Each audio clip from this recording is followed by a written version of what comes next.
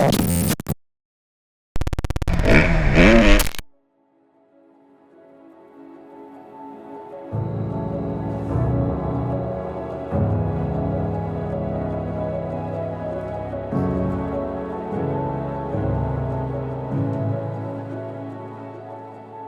Pingree, we're over here at the Red Bull KTM pits today, and we got Cooper Webb's big #1 bike. And Coop was starting to get sick coming into A1.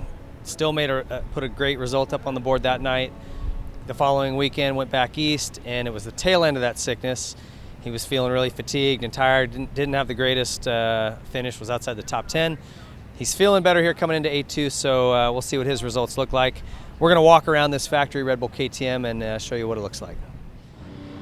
All right, so starting up at the front end of this bike, the first thing that grabs your eye are the triple clamps and the forks. And the clamps are specifically have these cutouts to allow a little bit more flex and a different characteristic. But what really jumps out at me is these are 52 mil forks, and that's massive. I mean, those are just huge diameters. So they work obviously great. That's what those guys are running. You drop down, you see the Kite start device. These guys use a lot of those products as well. Kite hubs here on the front end, and they're a Dunlop team. So I found it a little bit interesting that he's still running their version of the Geomax MX33 front. They do have a 53 front that's more of a hard pack tire, so it's curious to see if he changes maybe later in the night. As you look up here towards the handlebar, you'll see a couple things.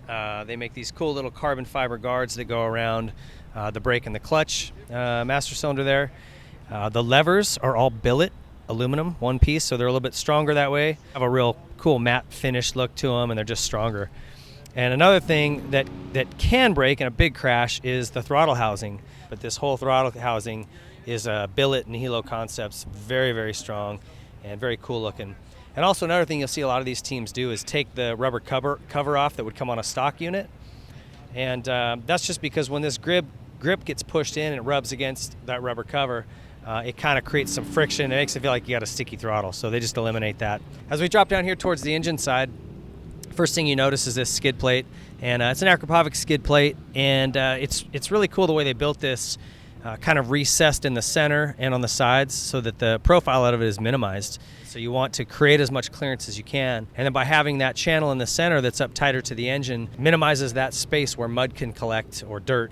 When you look at this Akrapovic exhaust, you can tell this is a full race team setup here.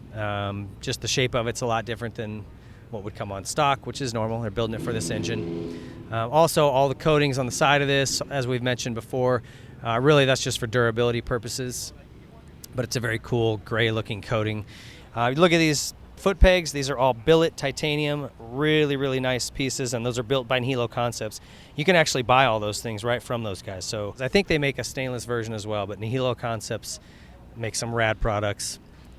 This WP shock is cool. It's their high-end Exact Pro shock.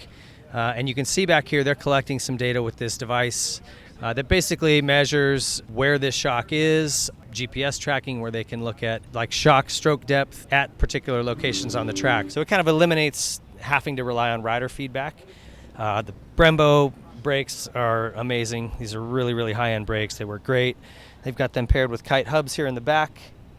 As you walk around, again, this is all factory KTM engine, obviously. They've got the Kite cover here on the hydraulic clutch.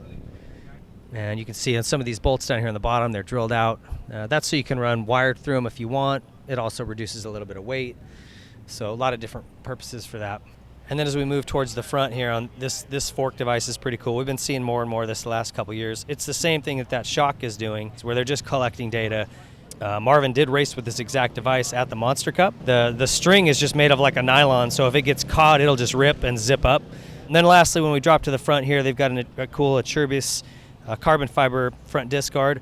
And these are actually neat because there is a solid center hub to it. A lot of these carbon fiber disc guards, if you smack them hard enough, they'll shatter.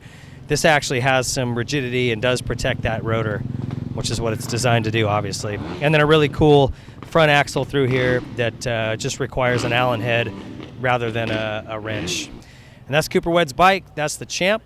We'll see how he does here moving forward in the rest of the season.